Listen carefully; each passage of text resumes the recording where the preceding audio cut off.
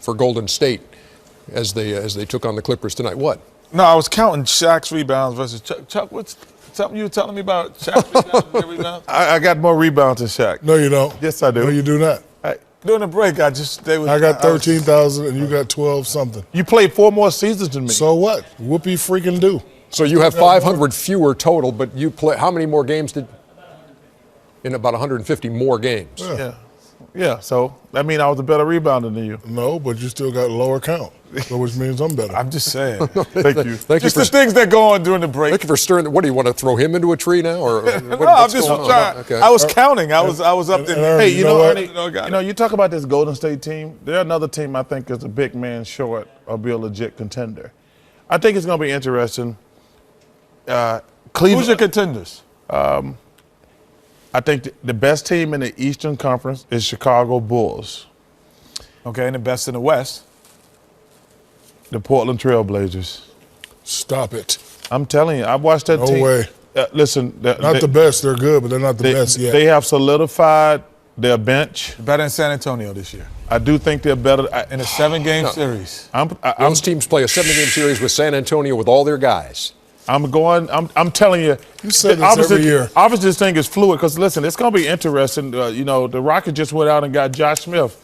And, listen, we might see how that pans out. We might get good Josh Smith. We might get bad Josh Smith. He's got his AAU buddy, Dwight Howard, on the team with him. It can go either way. Yeah. But also, we got to look at the Rondo situation in Dallas. Right. But, like I say, it's a fluid situation. In my opinion, right now, if I had to, and we don't have to, I might take the Portland Trail Blazers coming out of the West. You might. If I listen, you like them over Memphis. No, I do like them over Memphis. No, I think for Golden State it depends how they shoot. I think the Clippers did a good job of doubling Steph Curry coming up the pick and roll. He had to take a couple of extra dribbles, but when they shoot the ball well, they're damn near unbeatable. But tonight they didn't really shoot the ball that well. That's why they need a big guy to get some easy baskets. And that may be a tactic that people use in the playoffs. Let's double both these guys coming off the pick and roll, make them come off the ball. It may be effective, may not be. Bogut's presence on that team cannot be overstated. Yeah, well, that's the big guy. I think it's more defensively, honestly. I think that with Draymond Green being able to guard guys one-on-one, as you saw tonight, Andre Iguodala being able to guard guys one-on-one. Klay Thompson is a very improved defensive player. And then you have Bogut, who's a shot blocker, and David Lee, who's a defensive player.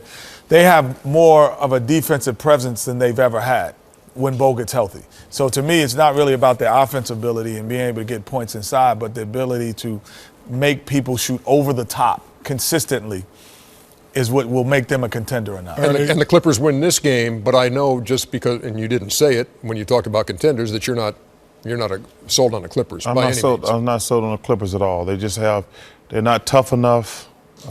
This wasn't a playoff game. This wasn't how you were playing the playoffs. No, the Clippers. To me, they're not mentally tough enough. Mm-hmm. Blake does not impose his will. Like he's got a little guy guard him. He's got to punish that little guy. Me and Shaq talked about it at halftime. Listen, Draymond is a good player, but he's too little to guard. Like if he had to guard a Tim Duncan, he would not guard him. If he had to guard a LaMarcus, they'd be like, we call that shooting over a chair.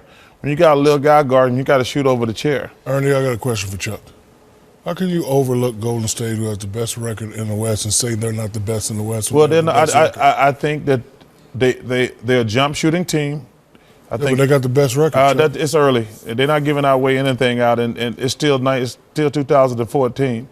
I think they'll jump. I don't like jump shooting teams. That's never going to change for me. I think they're a big guy away from being a team that can go to win the championship. They're going to have a very good regular season. They're like Oklahoma City. Until they develop a low post scoring, they're just going to be good during the regular season. But then when the game slows down, the game is always, first of all, there's two things. The game is always going to slow down, and you're going to play against, the deeper you go in the playoffs, you're going to play against better defensive teams. And I just don't believe jump shots can get you all the way. It's like it was written in the Bay Area papers the other day that the Splash Brothers let you hang with the big guys. When you have Bogut, you are one of the big guys. But Ernie, listen, we keep saying the same thing every year. He's never healthy. I know, that's the big question mark, and that's what's hanging him up right now. But I'm saying, he gets hurt every year. So at some point, we got to keep saying, if he gets healthy, because he's never healthy. That's just a fact. But the other thing that they have going for them is the only team that plays inside out consistently is Memphis.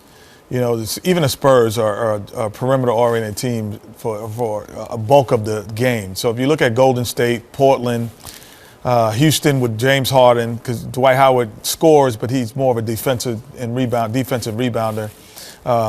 You know, Dallas is jump shooting. Clippers, obviously, jump shooting. You know, even Blake Griffin doesn't really impose his will on inside. So Phoenix, jump shooting. All the teams in the West, 7 out of the 8 or 6 out of 8 are jump shooting teams.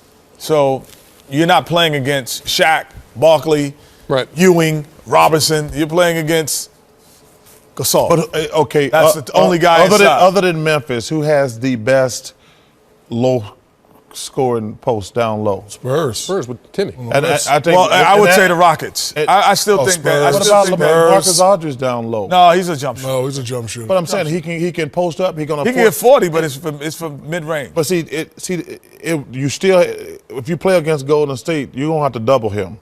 You're not gonna let Draymond Green guard him down low. You know, that's the point I'm trying to make.